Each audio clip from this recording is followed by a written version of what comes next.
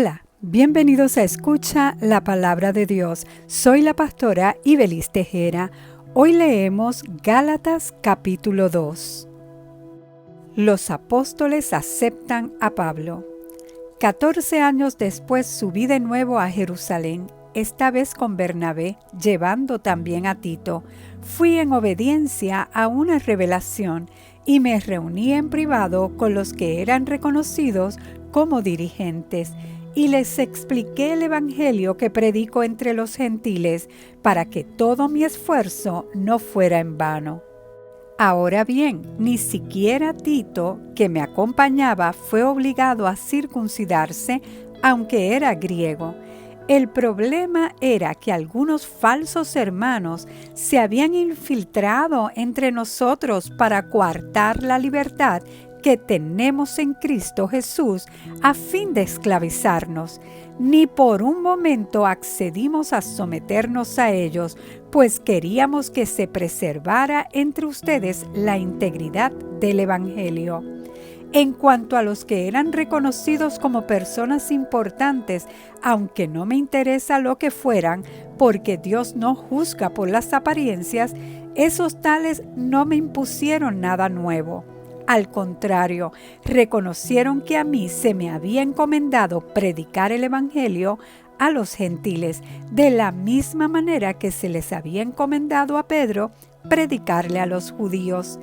El mismo Dios que facultó a Pedro como apóstol de los judíos, me facultó también a mí como apóstol de los gentiles.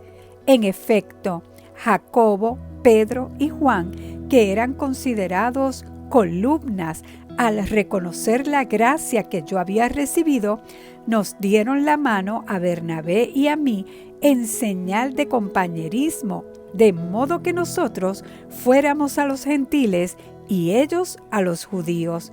Solo nos pidieron que nos acordáramos de los pobres, y eso es precisamente lo que he venido haciendo con esmero. Pablo se opone a Pedro. Pues bien, cuando Pedro fue a Antioquía, le eché en cara su comportamiento condenable.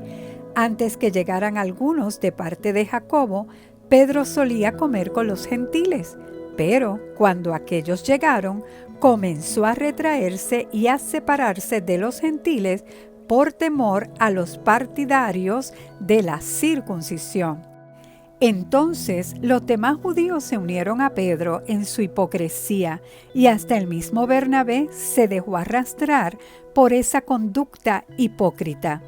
Cuando vi que no actuaban rectamente como corresponde a la integridad del Evangelio, le dije a Pedro delante de todos: si tú, que eres judío, vives como si no lo fueras, ¿por qué obligas a los gentiles a practicar el judaísmo?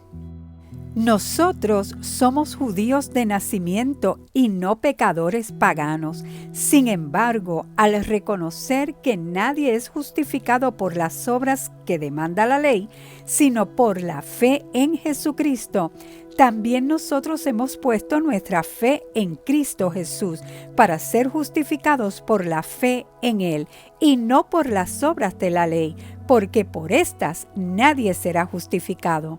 Ahora bien, cuando buscamos ser justificados por Cristo, se hace evidente que nosotros mismos somos pecadores. ¿Quiere esto decir que Cristo está al servicio del pecado? De ninguna manera. Si uno vuelve a edificar lo que antes había destruido, se hace transgresor. Yo, por mi parte, mediante la ley, he muerto a la ley a fin de vivir para Dios. He sido crucificado con Cristo y ya no vivo yo, sino que Cristo vive en mí. Lo que ahora vivo en el cuerpo, lo vivo por la fe en el Hijo de Dios, quien me amó y dio su vida por mí. No desecho la gracia de Dios. Si la justicia se obtuviera mediante la ley, Cristo habría muerto en vano. Poderosa palabra.